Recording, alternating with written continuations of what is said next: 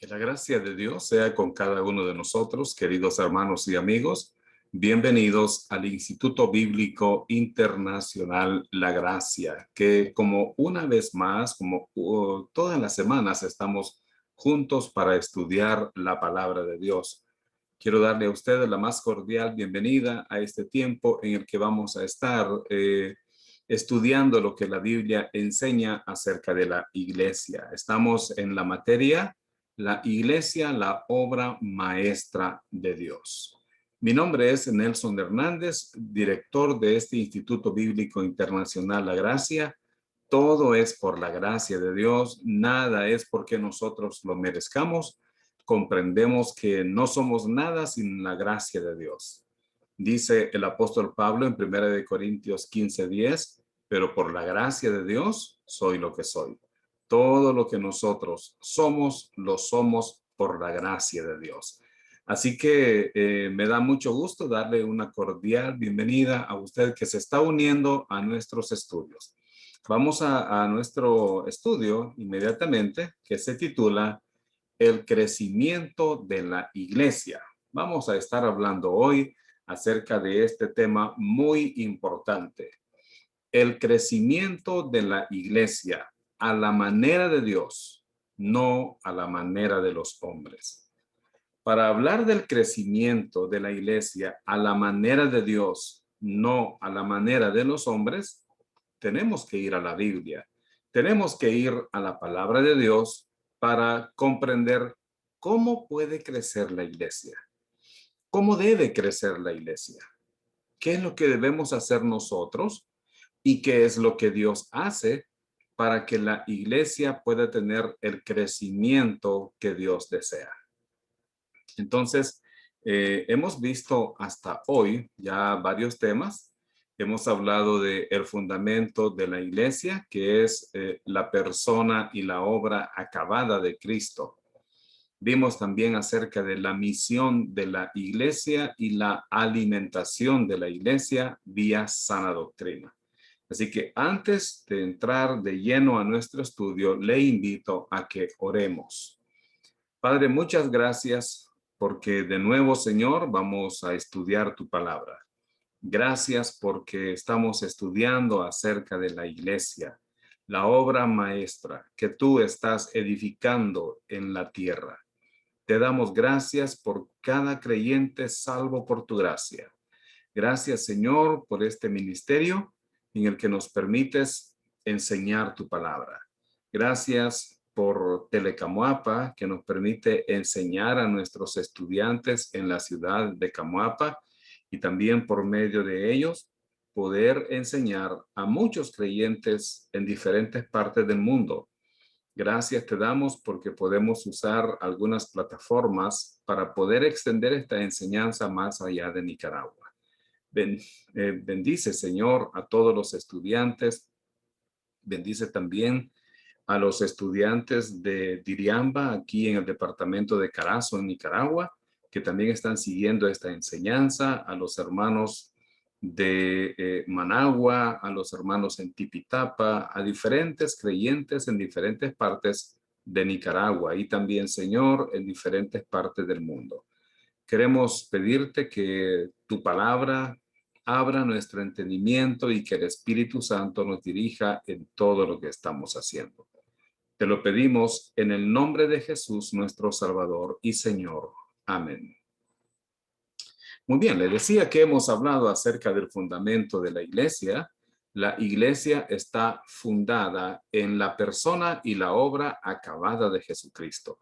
El fundamento de la iglesia es Jesucristo. La misión de la iglesia es hacer discípulos. Esa es la misión de la iglesia, hacer discípulos. Y también hemos visto que la iglesia debe ser alimentada a través de la sana doctrina. La iglesia no debe ser un grupo de gente para entretenerse, para tener simple comunión, para ser como un club donde se reúnen amigos a platicar de cualquier cosa. No, la iglesia es el cuerpo de Cristo y debe alimentarse por medio del estudio de la palabra de Dios. Pero este estudio de la palabra de Dios debe ser un estudio serio, un estudio sistemático, un estudio que esté basado en el método histórico, gramatical, contextual y literal de la palabra de Dios. No simplemente un grupo de personas que se reúnen para estudiar superficialmente la palabra de Dios. Hoy vamos a hablar acerca de el crecimiento de la iglesia, pero del crecimiento de la iglesia a la manera de Dios. No a la manera de los hombres, sino a la manera de Dios. Y vamos a estar estudiando Efesios capítulo 4, versículos 7 al 16.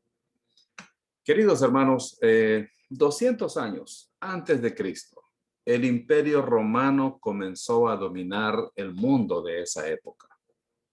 El Imperio Romano surgió después del Imperio Griego y los generales romanos tenían la costumbre de ir y hacer campañas militares para conquistar nuevos territorios.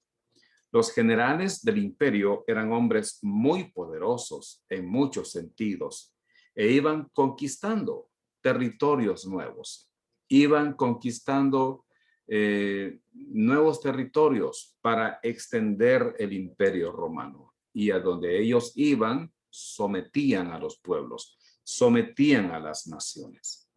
Entonces, los generales romanos eran hombres de mucha importancia. Y algo que ellos hacían era que después de haber conquistado un territorio, cuya conquista a veces duraba hasta años, peleando por tierras nuevas, por territorios nuevos, ellos hacían crecer el imperio. El general volvía después de ese tiempo, después de su victoria, volvía con su ejército a Roma, volvía como un gran conquistador. Regresaba a Roma donde él sabía, el general romano sabía que le esperaba la gloria humana, obviamente, la gloria de los hombres. Era recibido con mucha algarabía, y por aquellos lugares por donde él iba pasando en su regreso a Roma, pasaba por muchas ciudades. Y cuando él pasaba por estas ciudades, la gente prendía incienso y especies aromáticas, y toda la ciudad por donde este general pasaba se llenaba de un olor muy grato para preparar la bienvenida al general romano que venía de conquistar y que iba en su camino de regreso para Roma. Así que por cada ciudad donde él iba pasando en su regreso a Roma, cada ciudad le preparaba una ofrenda de incienso. Y ese aroma se extendía por toda la ciudad, por donde iba pasando este general romano. Cuando él llegaba, había mucho júbilo y siempre iba delante de él, siempre iba él delante de su ejército. El general marchaba en su caballo, en su corcel, con mucha gallardía, y detrás de él venía el ejército romano. Su ejército que también se llenaba de honra, se llenaba de honor, porque habían peleado al lado de su general. Era un desfile muy impresionante. Era un desfile, queridos hermanos, muy importante. Cada ciudad por donde este general romano pasaba, se preparaba para recibirlo. Aparecía él, y detrás de él, como vemos en esta imagen, venía su ejército. Hombres valientes, hombres hechos para la batalla, preparados para la batalla. Pero también detrás de este ejército romano venía otro desfile de personas. ¿Quiénes eran estos? Eran aquellos que habían sido conquistados como esclavos. Habían sido conquistados por el general romano y su ejército. Ellos iban en cadenas. Ellos iban en la parte de atrás del desfile. Ellos iban para morir en Roma. Eran conquistados, eran esclavizados, eran tomados cautivos y eran llevados a Roma. Ellos morían en Roma, quizá peleando como gladiadores, quizá sirviendo simplemente para entrenamiento de los gladiadores. Morían siendo devorados por las fieras que había en el Coliseo romano. Entonces, cuando el general romano pasaba por una ciudad, el olor que despedía el incienso era un olor de victoria, era un olor de honra, pero el mismo olor que para los romanos representaba la victoria, ese olor para los esclavos representaba la muerte, representaba la humillación. Era un tiempo muy malo para estos esclavos que habían sido conquistados por Roma. Ahora, esta figura, hermanos, de este general romano y los cautivos es usada por el apóstol Pablo en Efesios capítulo 4 para describir a Jesucristo como nuestro general. Jesucristo es nuestro general. Y el apóstol Pablo va a decirnos que él descendió a las partes más bajas de la tierra y llevó cautiva la cautividad. Cuando Jesús murió, su espíritu fue al paraíso. Recuerden que eso fue lo que le dijo al ladrón en la cruz. Hoy estarás conmigo en el paraíso. ¿Y qué hizo Jesús en el paraíso? Sacó a los que estaban ahí cautivos y los llevó al tercer cielo. Recordemos que el Hades era un lugar que estaba dividido por una gran cima, un abismo profundo. En un lado del Hades estaba el paraíso o seno de Abraham, donde Jesús también contó la historia que fue Lázaro después de su muerte. Después de la muerte de Lázaro, Jesús dice que él fue al seno de Abraham. Pero también estaba otro lugar, el lugar de tormento donde el rico despertó.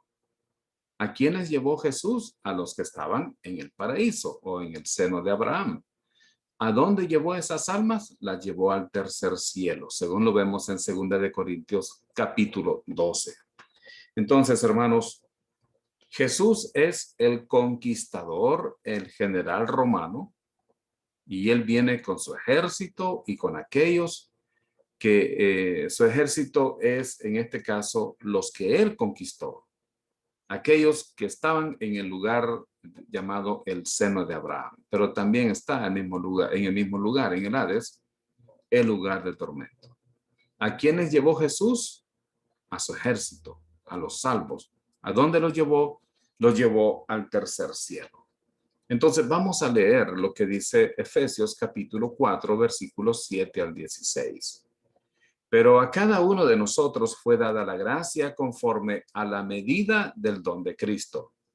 Por lo cual dice, subiendo a lo alto, llevó cautiva la cautividad y dio dones a los hombres. Y eso de que subió, ¿qué es? Sino que también había descendido primero a las partes más bajas de la tierra. El que descendió es el mismo que también subió por encima de todos los cielos para llenarlo todo. Y él mismo constituyó a unos apóstoles, a otros profetas, a otros evangelistas, a otros pastores y maestros, a fin de perfeccionar a los santos para la obra del ministerio, para la edificación del cuerpo de Cristo, hasta que todos lleguemos a la unidad de la fe y del conocimiento del Hijo de Dios, a un varón perfecto, a la medida de la estatura de la plenitud de Cristo, para que ya no seamos niños fluctuantes, llevados por doquiera de todo viento de doctrina, por estratagema de hombres que para engañar emplean con astucia las artimañas del error. sino que siguiendo la verdad en amor, crezcamos en todo en aquel que es la cabeza, esto es Cristo, de quien todo el cuerpo, bien concertado y unido entre sí, por todas las coyunturas que se ayudan mutuamente, según la actividad propia de cada miembro, recibe su crecimiento para ir edificándose en amor. Lo que tenemos aquí entonces es el cuadro de ese general conquistador. Cristo es el general que está llevando con él en victoria a los suyos. Y en su salida hacia el cielo, él dio regalos a los hombres, especialmente a su pueblo, que es la iglesia. Profetas, apóstoles, evangelistas, pastores, maestros. Son como tesoros para la iglesia de Cristo. Y él subió y él ahora está en lo alto. Una de las cosas que olvidé mencionarles es que cuando el general romano iba en su camino hacia Roma, por las ciudades donde él pasaba, en su regreso victorioso, daba regalos a la gente. Cuando Cristo subió al cielo, también dio regalos a su pueblo, que es la iglesia. Entonces vamos a estar hablando, queridos hermanos, del crecimiento de la iglesia a la manera de Dios. Y en este pasaje, Efesios 4, 7 al 16, vamos a ver la manera bíblica. Escuche bien, la manera bíblica en que el Señor establece y hace crecer su iglesia. ¿Qué ha hecho Jesucristo? ¿Ha dejado a su iglesia en la tierra para hacer lo que le parece mejor a ella?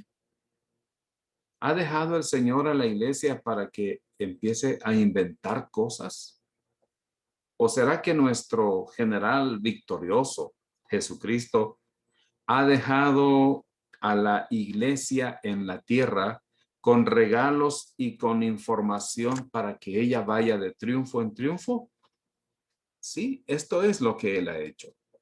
Ha dejado en la iglesia personas con dones espirituales para que trabajen en la iglesia. Entonces vamos a ver los principios acerca del crecimiento de la iglesia a la manera de Dios. En primer lugar, queridos hermanos, el crecimiento de la iglesia comienza con Jesucristo y la gracia de Dios. El crecimiento de la iglesia comienza con Jesucristo y la gracia de Dios. Dice la escritura en Efesios capítulo 4, versículo 7. Pero a cada uno de nosotros fue dada la gracia conforme a la medida del don de Cristo. Queridos hermanos, Jesucristo y la gracia de Dios son los que dan el crecimiento a la iglesia. Dios está sobre todos, por todos y en todo.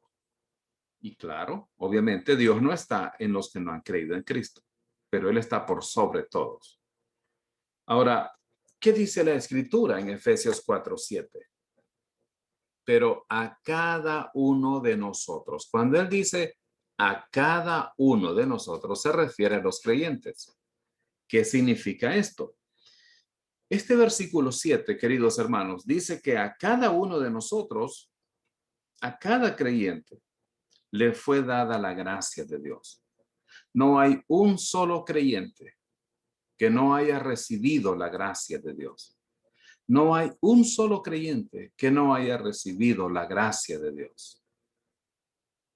Si no ha recibido la gracia, no es creyente.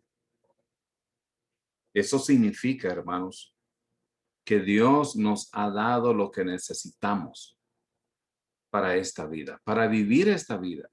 Nos ha dado lo que necesitamos para el crecimiento de la iglesia. En algunas iglesias dicen, hermano, lo que pasa es que usted no ha recibido el Espíritu Santo todavía. Venga, vamos a orar por usted para que reciba el Espíritu Santo. Si alguien no ha recibido el Espíritu Santo, no es creyente. Si no es creyente, no ha recibido la gracia. Efesios 4:7 dice, pero a cada uno de nosotros fue dada la gracia, conforme a la medida del don de Cristo. Hermanos, cada creyente ha recibido todo lo que necesita para esta vida. Lo hemos recibido todo de parte de Dios. Ahora, hoy en día hay muchos que para hacer crecer la iglesia olvidan este detalle. Y entonces a veces lo que hacemos es ir a buscar libros. Y si vamos a una librería cristiana, hermano, vamos a encontrar muchos libros, muchísimos libros sobre cómo hacer crecer la iglesia. Unos libros dicen una cosa, otros libros dicen otra cosa.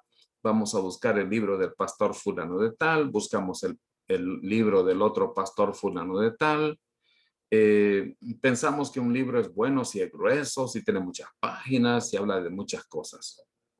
Pero se nos olvida que el crecimiento de la iglesia comienza con la gracia de Dios y con Jesucristo. Por sobre cualquier libro que nosotros queramos leer sobre el crecimiento de la iglesia, debemos recordar que Jesucristo y la gracia de Dios son la base de partida, son el punto de partida para nosotros. Y lo mejor que podemos hacer es leer nuestra Biblia, observar en el libro de los Hechos cómo crecía la iglesia. ¿Cómo creció esa iglesia? ¿Haciendo campañas de sanidad divina? No. La iglesia creció en base a conciertos cristianos? No. ¿La iglesia creció porque le daba de comer a todo el mundo? No. ¿Cómo creció la iglesia? Por la predicación del evangelio. Y cuando predicamos el evangelio, estamos hablando de Jesucristo y estamos hablando de la gracia de Dios. No olvidemos esto, queridos hermanos. El crecimiento de la iglesia comienza con Jesucristo y la gracia de Dios. Jesucristo es la cabeza de la iglesia y cada creyente ha recibido la gracia de Dios. No nos olvidemos de esto. ¿Por qué debemos recordar esto? Porque la iglesia, hermanos, no es un invento humano. La iglesia es la obra de Dios. La iglesia no es una creación de los hombres. No se la inventó un pastor. No se la inventaron ni siquiera los apóstoles. La iglesia es obra de Dios aquí en la tierra. Y si la iglesia es la obra de Dios, tenemos que depender de Él, descansar en Él y seguir las instrucciones que Él nos ha dejado para que la iglesia pueda crecer. Creo que algunos libros sobre crecimiento de la iglesia pueden aportar algunas cosas muy buenas. Creo que otras cosas no podemos usarlas o implementarlas en nuestra iglesia. He leído libros con muy buenos consejos acerca de cómo hacer crecer la iglesia. He leído libros que realmente son una pérdida de tiempo. Pero, queridos hermanos, si nos dedicamos a estudiar la palabra de Dios, ni vamos a perder el tiempo, ni estaremos viendo cosas que esto no lo podemos hacer y esto sí. ¿Sabe por qué? Porque es la palabra de Dios y nos ayudará a nosotros a crecer como Dios quiere que crezcamos. El segundo principio acerca del crecimiento de la iglesia a la manera de Dios es este. El crecimiento de la iglesia atañe a Jesucristo, que ha dado comunicadores de su palabra a su iglesia. El Señor Jesucristo ha dotado a la iglesia de aquellos mensajeros de su palabra. Por eso decimos, el crecimiento de la iglesia atañe a Jesucristo, que ha dado comunicadores de su palabra a su iglesia. Vamos a ver lo que dice Efesios 4, versículos 8 al 11. Por lo cual dice, subiendo a lo alto, llevó cautiva la cautividad y dio dones a los hombres. Y eso de que subió, ¿qué es? sino que también había descendido primero a las partes más bajas de la tierra. El que descendió es el mismo que también subió por encima de todos los cielos para llenarlo todo. Y él mismo constituyó a unos apóstoles, a otros profetas, a otros evangelistas, a otros pastores y maestros. El Señor Jesucristo subió al cielo, pero dio dones a la iglesia. Y en este versículo 11 vemos a personas que son como un regalo de Dios para la iglesia. Apóstoles, profetas, evangelistas, pastores y maestros. Ahora, esta es una lista de dones, pero son dones en personas específicas. Dones para personas específicas. ¿Quiénes son mencionados específicamente en estos versículos? Bueno, apóstoles y profetas son los primeros mencionados. El ministerio de apóstoles y profetas, en un sentido técnico, fueron ministerios de fundación y fueron temporales. ¿Qué significa esto? Que hoy en día no hay más apóstoles y no hay más profetas. Si usted quiere saber lo que un apóstol dice, vaya a la Biblia, lea las cartas de Pablo, lea las cartas de Juan, lea las cartas de Pedro, porque hoy en día hay muchos llamándose apóstoles, pero no escribieron, pero ni siquiera un punto o una coma de la Biblia.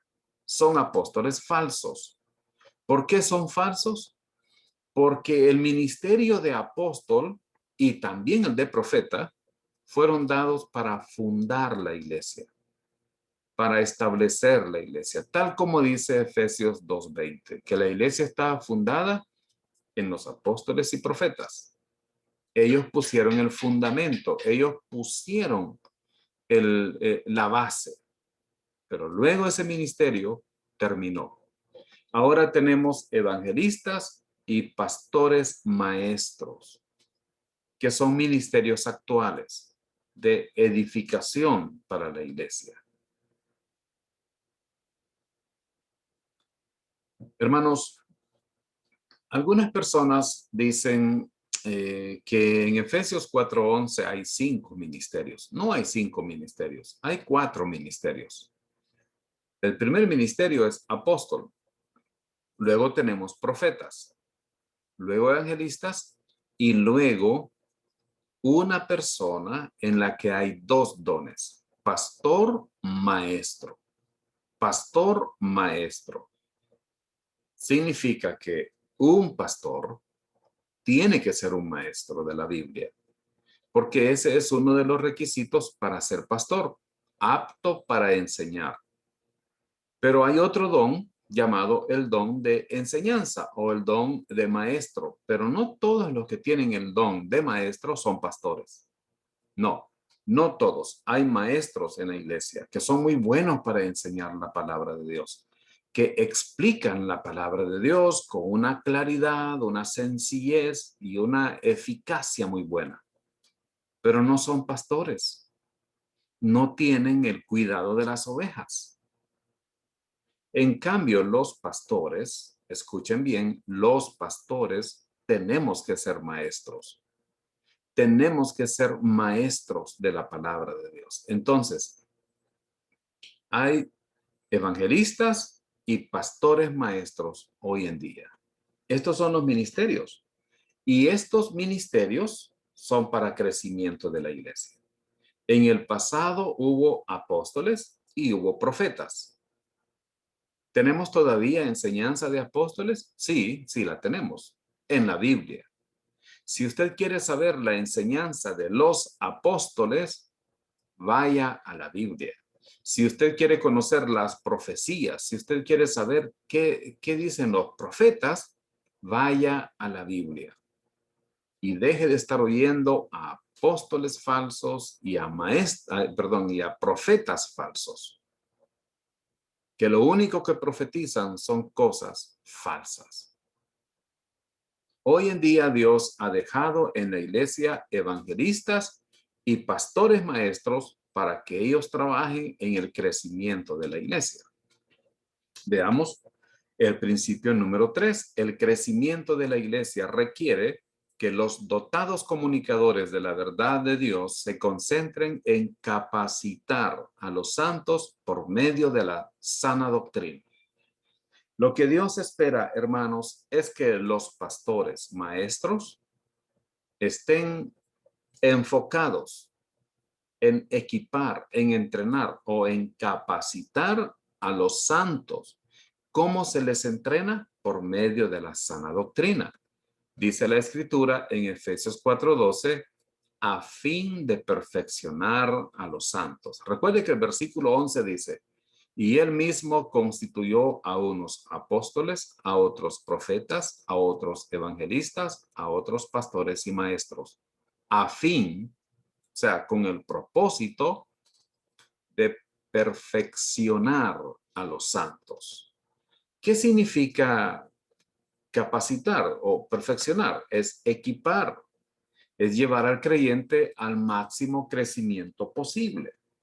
Hermanos, el trabajo de los pastores, el trabajo de los líderes de la iglesia, en este caso los pastores, es equipar a la iglesia, es entrenar a la iglesia. Si usted es pastor, su trabajo es capacitar, equipar, entrenar a los creyentes, llevarlos al máximo crecimiento posible. Esto es algo que está hablando de la madurez. Tenemos que trabajar en capacitar a los creyentes de nuestra iglesia, en equiparles, pero lo vamos a hacer por medio de la palabra de Dios. Este es el trabajo del pastor. Este es el trabajo de los pastores. Que los creyentes en su iglesia estén en constante crecimiento espiritual, que vayan avanzando hacia la madurez espiritual, porque la palabra perfeccionar significa madurar, llevarlos hacia la madurez espiritual. ¿Qué necesitan los santos? ¿Y quiénes son los santos? Pues nosotros, los creyentes. La palabra santos no significa que no pecamos. La palabra santos significa apartados o separados por Dios y para Dios. ¿Qué necesitan los santos? Necesitan la enseñanza de la sana doctrina. Necesitan, hermanos, la enseñanza de la sana doctrina. Para eso Dios dejó pastores en la iglesia, para que los pastores estén predicando la sana doctrina, servicio tras servicio, reunión tras reunión, estar enseñando la sana doctrina. ¿Por qué es esto necesario? Porque si no se hace, el creyente será siempre un inmaduro. Si esto no se hace, mis amados hermanos, tendremos creyentes que serán niños espirituales y no podrán servir efectivamente al Señor. Y en lugar de pararse como personas adultas, como hombres firmes para servir al Señor, tendremos salacuna constante. Creyentes actuando como bebés espirituales.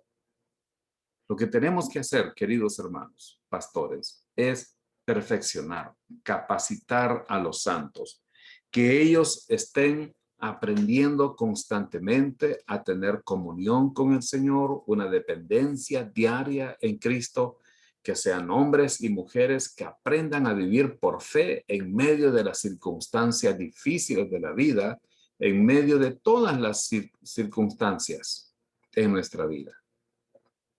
Tenemos que estar capacitando a la iglesia. ¿Desde dónde se hace eso? Desde el púlpito, desde nuestro púlpito. Prediquemos la palabra de Dios, prediquemos la sana doctrina. Y en la medida que los creyentes vayan escuchando la sana enseñanza, su crecimiento espiritual irá aumentando. ¿Cuál es entonces el rol principal del pastor maestro? Es capacitar a los santos por medio de la enseñanza de la palabra de Dios. Mis amados hermanos, el rol principal del pastor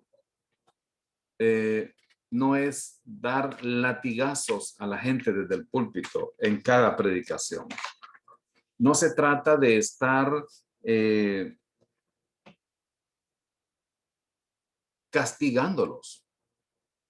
No se trata de estar ofendiendo a la gente, porque a veces confundimos que la predicación de la palabra de Dios es estar insultando a la gente del púlpito. Es capacitar a los santos, capacitar a los creyentes por medio de la palabra de Dios. Queridos hermanos, no tenemos que sacarnos el cinturón y golpear a la gente. Eso es ir más allá de la palabra de Dios. Eso es ir más allá del rol que Dios nos ha dejado como pastores. No podemos estar regañando a la gente constantemente. No podemos estar golpeando con el látigo para que la gente haga las cosas. La gente no hará las cosas mientras nosotros no estemos perfeccionándolos, capacitándolos. Tenemos que enseñar la palabra de Dios con claridad, sistemáticamente, versículo por versículo, capítulo por capítulo. Algunos mensajes a veces son un regaño de principio a fin. Y el siguiente servicio, otro regaño de principio a fin. Y el siguiente servicio, otro regaño. Y parece que no pueden hacer otra cosa. Y les voy a decir algo, eso es lo más fácil. Enseñar es más difícil. Prepararse para enseñar, eso es mucho más difícil. No quiere decir que la iglesia no necesita reprensión.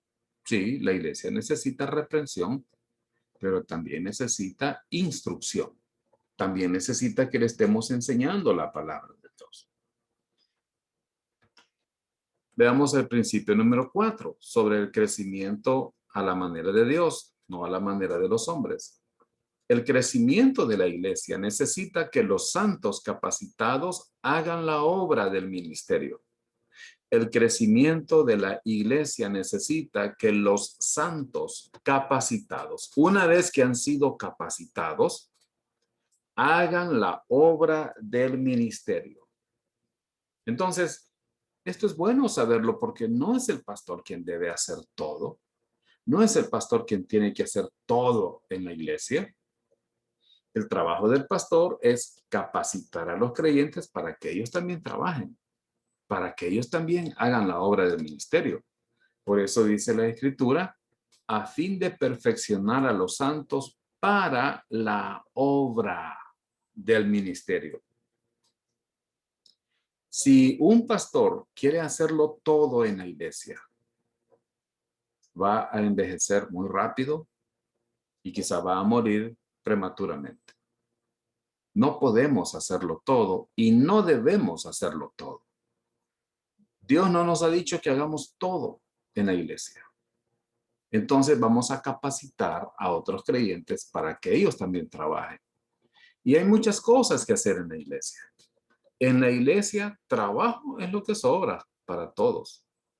El asunto es que no todos los creyentes quieren servir, pero hay trabajos en el área puramente espiritual, como enseñando la palabra de Dios, siendo diácono de la iglesia, trabajando en liderazgos dentro de la iglesia, liderazgos espirituales. Hay trabajos físicos, trabajos materiales que también los creyentes pueden hacer. Pero queridos hermanos, si un pastor quiere hacer todas las cosas dentro de la iglesia, primero, no va a poder. Segundo, está haciendo mal. Porque lo que tiene que hacer es enseñarle a la iglesia a hacer las cosas por ellos mismos. Un pastor que hace todo en la congregación, si muere, la iglesia desaparece. Porque nadie estará entrenado. Nadie sabrá qué hacer. O quizás sabrán qué hacer, pero no sabrán cómo hacerlo. Entonces, ¿cuál es nuestro trabajo como pastores, queridos hermanos? Preparar a los creyentes, capacitarlos, entrenarlos para que ellos hagan la obra del ministerio. Lo que nosotros hacemos muchas veces, queridos hermanos, es que inventamos lo que tenemos que hacer. No hay nada que inventar. Todo está en la palabra de Dios. Entonces, ¿quién debe hacer la obra del ministerio? Los creyentes entrenados. El ministerio debe ser realizado por los creyentes, pero esos creyentes necesitan primero ser capacitados, ser entrenados. Eso quiere decir que un creyente nuevo, que un hermano en Cristo que acaba de nacer espiritualmente hablando, no está capacitado para servir. ¿Qué necesita ese creyente? Que le enseñemos la palabra de Dios. Ese creyente necesita que nosotros le enseñemos la escritura y él irá creciendo y él irá desarrollándose como creyente. Y poco a poco él será entrenado, estará capacitado para servir en la iglesia, para servir al Señor. Pero otra vez quiero recalcar esto. El trabajo en la iglesia no es solo para el pastor. A veces algunos creyentes dicen, bueno, él es el pastor, él tiene que hacer todo. No, no es cierto. Otros dicen, bueno, él es el pastor y para eso le pagamos, para que trabaje. Queridos hermanos, necesitamos entender que el pastor debe dedicar tiempo para su familia, dedicar tiempo para el Señor, dedicar tiempo para la iglesia. A veces queremos que el pastor sea como un empleado que tiene que marcar tarjeta a las 8 de la mañana y luego salir a las 12 y regresar a la 1 y marcar tarjeta a las 4 o 5 de la tarde. Y después queremos que esté predicando en la noche en la iglesia. El trabajo del pastor, porque es un trabajo ser pastor. No debe ser visto como si estuviera en una empresa. Y les recuerdo que la iglesia no es una empresa. He escuchado a algunos decir, es que la iglesia es una empresa. No es una empresa. No es una empresa. La iglesia es el cuerpo de Cristo. La iglesia es la esposa de Cristo y debe verse desde el punto de vista bíblico, con una mentalidad y una perspectiva bíblica. El pastor debe entrenar a los creyentes para que los creyentes trabajen también y no sean solo espectadores, que los creyentes no sean solamente personas que llegan a sentarse el domingo al templo, a escuchar la predicación y otros quizás a dormir durante la predicación y luego se van para su casa y el pastor tiene que visitar a los enfermos, tiene que visitar a los que se han retirado de la iglesia por alguna razón, el pastor tiene que hacer que el templo esté listo, abrir el templo, limpiar las bancas, limpiar los baños, y luego cuando todo el mundo se va, el pastor tiene que guardar todos los instrumentos y hacer la limpieza y cerrar el templo. No, hermanos, claro que no. El pastor tiene su función dentro de la iglesia. Y una función importante es que los santos también trabajen, que los santos también evangelicen, también visiten, también oren por los enfermos, también enseñen la palabra de Dios a otros. Eso es lo que debe hacerse. Entonces, ¿quién debe hacer la obra del ministerio? Los creyentes entrenados. ¿Qué es ministerio? ¿A qué le llamamos ministerio? Bueno, no es lo que los líderes de la iglesia inventan. Ministerio es todo lo que Dios nos ha dejado por hacer en su palabra. Y en ese campo hay muchas cosas que podríamos mencionar. Pero primero, ministerio no es lo que un pastor inventa, lo que a los líderes se les ocurre. He visto y a veces me han preguntado algunas personas que qué opino del ministerio de danza en la iglesia. ¿Dónde está ese ministerio en la Biblia? ¿Usted piensa que la cultura judía de danzar también se debe aplicar a la iglesia. Es un ministerio de la iglesia. ¿Lo ha visto en el Nuevo Testamento ese ministerio? ¿Había algún ministerio de danza mencionado en la iglesia a los corintios, a los romanos, a los colosenses, a los filipenses, a los tesalonicenses? Cuando el apóstol Pablo da instrucciones pastorales a Timoteo y a Tito, ¿le dice algo acerca del ministerio de danza? Y si no existe un ministerio de danza, ¿cómo es que eso se ha creado en muchas iglesias? Porque lo han visto en la televisión, porque lo han visto en canales cristianos,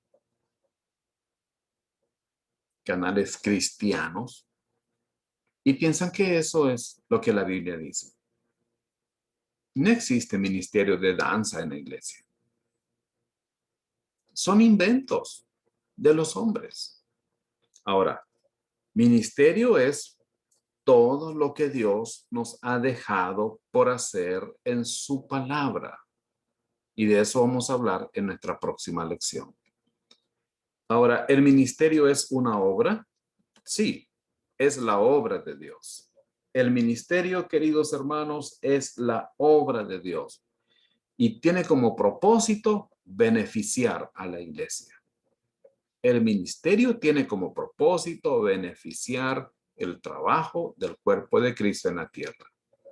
¿Cuáles son las alternativas a esto? Bueno, hacerlo conforme al diseño de Dios o inventar mi propio ministerio. ¿Vamos a hacer las cosas como Dios lo dice en su palabra o vamos a hacer las cosas como yo creo que pueden ser mejor? ¿Vamos a hacer las cosas como la Biblia dice o vamos a hacer las cosas como fulano o fulanita dice? Alguien puede decir, es que compré este libro es bueno, nos va a ayudar a que la iglesia crezca. ¿Y por qué no lee la Biblia mejor? ¿Por qué no estudia la Biblia? Entonces tenemos estas alternativas. Hacerlo conforme al diseño de Dios o inventar mi propio ministerio. Estamos hablando del crecimiento de la iglesia a la manera de Dios y estamos viendo los principios para el crecimiento de la iglesia. Número 5, el crecimiento de la iglesia debe tener por resultado que la iglesia sea levantada cualitativamente por medio de la edificación y cuantitativamente por la evangelización. Cualitativamente tiene que ver con calidad. El crecimiento de la iglesia debe tener estos dos factores: crecer en calidad y crecer en cantidad. A veces nos enfocamos solo en el crecimiento en la cantidad. Más gente. Queremos que venga más gente. Pero ¿están creciendo en calidad espiritual? ¿Están siendo edificados por medio de la palabra de Dios? ¿O lo que nos interesa solamente es tener gente dentro del templo? Dice la Escritura en Efesios 4:12, para la edificación del cuerpo de Cristo. Miren, para la edificación del cuerpo de Cristo. ¿Cómo se expone el ministerio a los salvos? Edificándolos por medio de la sana doctrina. ¿Cómo se expone el ministerio a los no salvos? Por medio de la evangelización. En otras palabras, con los que ya son creyentes, trabajemos en la edificación espiritual. Trabajemos con ellos, queridos hermanos, porque la Escritura dice que esto es para la edificación del cuerpo de Cristo. El cuerpo de Cristo, tal como el cuerpo humano, necesita estar sano, saludable. Y el cuerpo humano, para que esté saludable, necesita vitaminas, proteínas, minerales, necesita ejercitarse. El cuerpo de Cristo, para ser saludable, necesita palabra de Dios, enseñanza de la doctrina bíblica. Por el otro lado, con los que no son salvos, lo que tenemos que hacer es evangelizar. Todo comienza con la evangelización.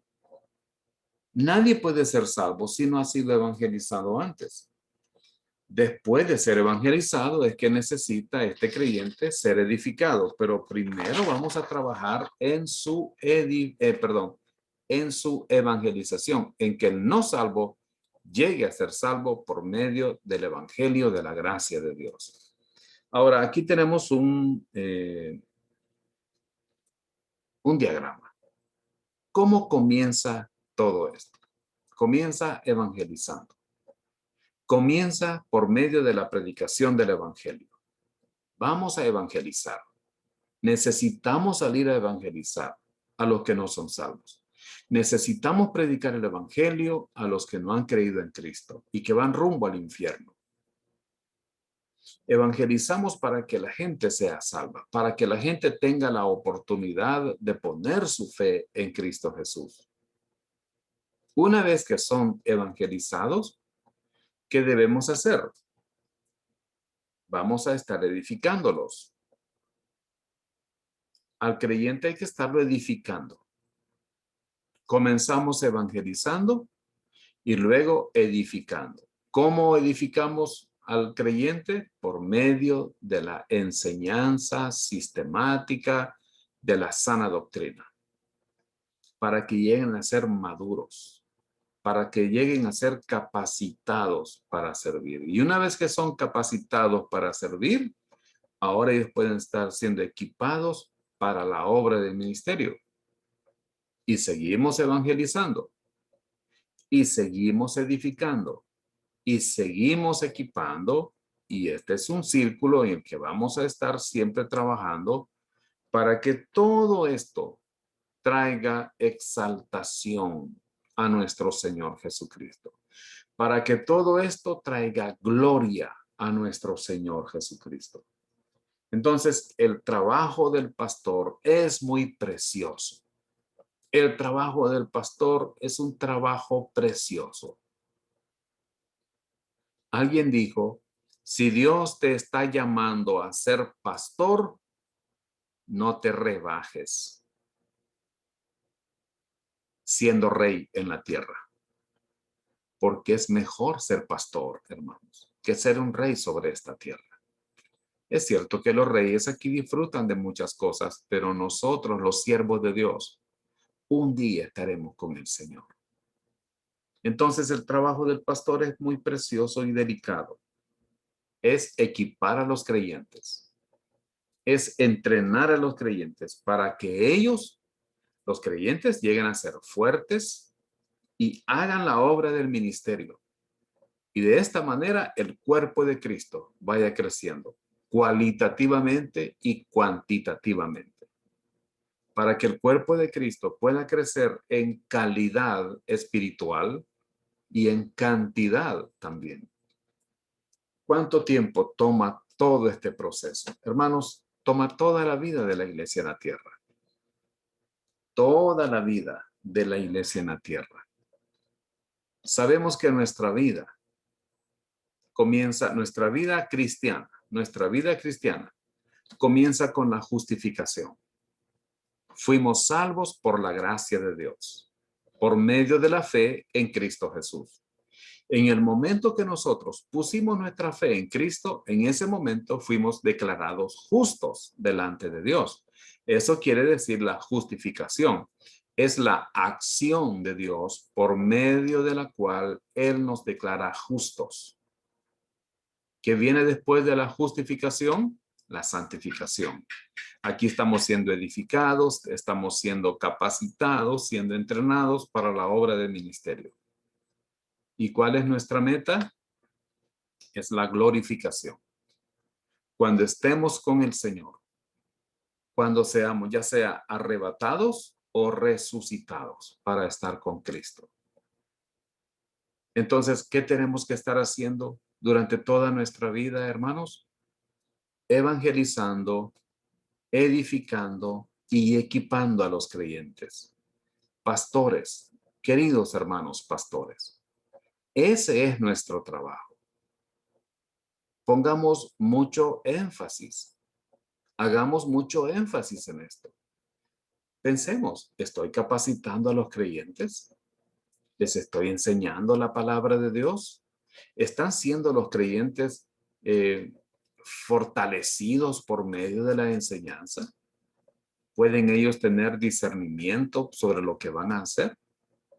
También preguntémonos, ¿están los creyentes sirviendo en el ministerio? Y si no lo están haciendo, ¿será porque no los estamos entrenando? Dediquemos mucho tiempo a esto, a hacer la obra de Dios. Los pastores haciendo la obra de Dios y los santos de la iglesia también haciendo la obra de Dios, para que todo sea para su gloria, para que todo redunde en la gloria de nuestro Señor Jesucristo. Qué precioso tema acerca del crecimiento de la iglesia a la manera de Dios y no a la manera de los hombres. Tenemos mucho más que estudiar y lo vamos a hacer después de escuchar esta preciosa alabanza. No nos cambie porque regresamos en breve.